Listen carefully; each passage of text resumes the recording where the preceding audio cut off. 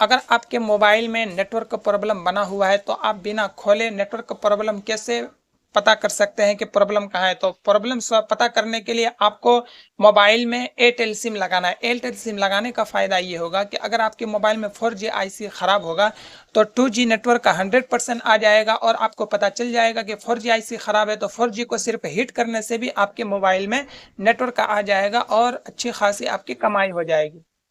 Hello दोस्तों, उम्मीद करता हूं कि आप लोग खैर आफियत से होंगे। My YouTube channel Hussain technical में आपका स्वागत है। तो आज का वीडियो आपके लिए काफ़ी ज़्यादा इम्पोर्टेंट होने वाला है, क्योंकि आज मैं आपको बताने वाला हूं सैमसंग A02 के नेटवर्क सेक्शन के बारे में। पूरी डिटेल में हम लोग समझेंगे कि कौन से लाइन कहां पर जाते हैं, कौन से लाइन में कितना वोल्टेज आता है, और अगर आपके मोबाइल में नेटवर्क नहीं आ रहा है या 4G नेटवर्क का प्रॉब्लम है या नेटवर्क आपका बिल्कुल नो सिग्नल है या इमरजेंसी कॉल बना हुआ है तो उसकी सप्लाई के बारे में बात करेंगे। या नेटवर्क सेक्शन में क्या क्या चेक करनी होती है या कौन सी सेक्शन में कितनी वोल्टेज आती है, 1.8 वोल्ट, 1.0 वोल्ट, 3.7 वोल्ट, बीबेट लाइन की सप्लाई कहाँ पर जाती है, सारी चीज़ों को स्टेप बाय स्टेप चेक करेंगे। इससे पहले आपसे बस मेरी एक रिक्वेस्ट है कि अगर आपने मेरे चैनल को सब्सक्राइब नहीं किया तो चैनल को सब्सक्राइब करके नोटिफिकेशन को ऑन कर लीजिए, आपकी बड़ी मेहरबानी होगी। तो सबसे पहला स्टेप में आपको जो चेक करना होगा, यहाँ पर एंटीना स्विच है। ये एंटीना स्विच जो आपको नज़र आ रहे हैं, इस एंटीना स्विच में जो वायर लगता है, इसमें यहाँ से होते हुए आपका एक लाइन आता है, जो कि यहाँ पर एक लाइन, यहाँ पर एक डुप्लेक्सर लगा हुआ है, या इसको RX फिल्टर भी कहते हैं, TX फिल्टर भी कहते हैं।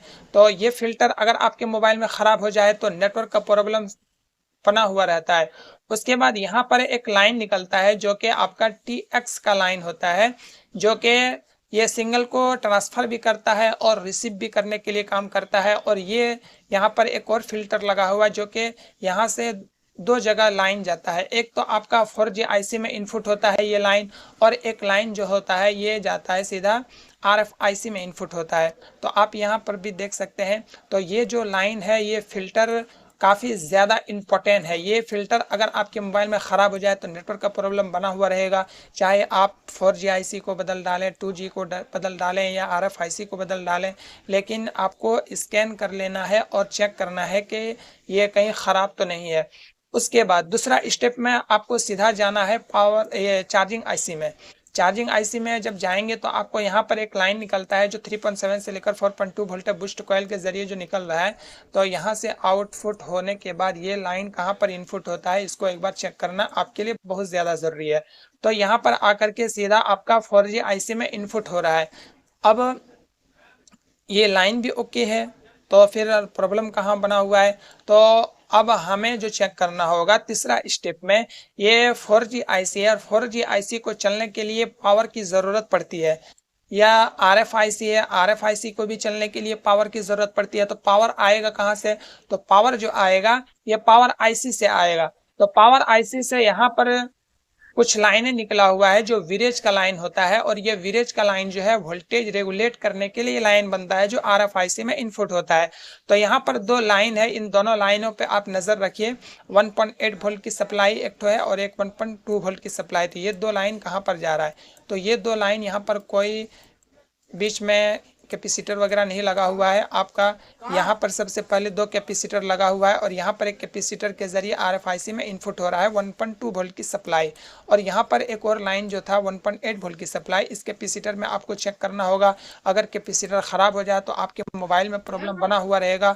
और यहाँ पर एक कैपेसिटर, इसमें भी 1.8 वोल्ट की सप्लाई आपको चेक करनी होगी, जो कि RFIC में इनपुट हो रहा है। तो ये लाइन जो है चौथा स्टेप में आपने चेक किया है। अब पांचवा स्टेप में आपको एक और लाइन चेक करनी होगी जो काफ़ी इंपॉर्टेंट होता है, और ये लाइन 3 जगह जाता है। अगर ये लाइन ओके रहेगा तो ना RFIC काम करेगा, ना ही 4G आईसी काम करेगा। तो इस लाइन को चेक करना आपके लिए बहुत ज़्यादा ज़रूरी होता है। और ये लाइन निकल कर सबसे पहले VIO का 1.8 वोल्ट की सप्लाई चेक करनी होती है, जो कि PMI से निकल करके आपका ये लाइन कहाँ पर जाकर इनपुट होता है। यहाँ पर एक कैपेसिटर है, अगर ये कैपेसिटर कहीं ख़राब हो जाए तो प्रॉब्लम बना हुआ रहेगा। तो यहाँ पर आपका RFIC में इनपुट हुआ है। उसके बाद एक जगह ये गया, और ये लाइन जो जाता है ये 3 जगह जाता है। तो अब हम लोग देखते हैं यहाँ से ये लाइन होते हुए आपका, एक तो आपका 4G आईसी में इस कैपेसिटर के ज़रिए इनपुट हो रहा है, तो इसको भी चेक करना आपके लिए बहुत ज़्यादा ज़रूरी है। उसके बाद यहाँ पर फिर आपको जो चेक करना है यहाँ से होते हुए VIO का 1.8 वोल्ट की सप्लाई यहाँ से होते हुए आपका जो जाता है डुप्लेक्सर में जाता है। डुप्लेक्सर में ये लाइन जाता है VIO का 1.8 वोल्ट की सप्लाई। तो आप अंदाजा खुद लगाएं कि ये लाइन कितना इंपॉर्टेंट है कि RX फिल्टर में ये लाइन इनपुट हो रहा है, तो फिर ये RX फिल्टर को चेक करना आपके लिए बहुत ज़्यादा ज़रूरी है। अगर ये लाइन में ब्रेक रहेगा तो प्रॉब्लम बना हुआ रहेगा। उसके बाद अब ये सारे लाइनों को एक एक करके चेक किए और प्रॉब्लम फिर भी बना हुआ है, तो आपको एक और लाइन चेक करना होगा जो कि आपका RFIC से निकल करके यहाँ पर TX का 2 लाइन निकलता है जो कि आपका 4G IC में इनपुट होता है। यहाँ पर इन कैपेसिटर के ज़रिए और यहाँ पर इन कैपेसिटर के ज़रिए आउटपुट होता है RFIC से और इनपुट होता है 4G IC में। और इन सारे लाइनों को अगर एक एक करके चेक करेंगे तो 100% आपका जो प्रॉब्लम है वो सॉल्व हो जाएगा। उम्मीद करता हूँ कि अगर आपको वीडियो अच्छा लगा होगा तो आप चैनल को सब्सक्राइब करना ना भूलिएगा। आपकी बड़ी मेहरबानी होगी।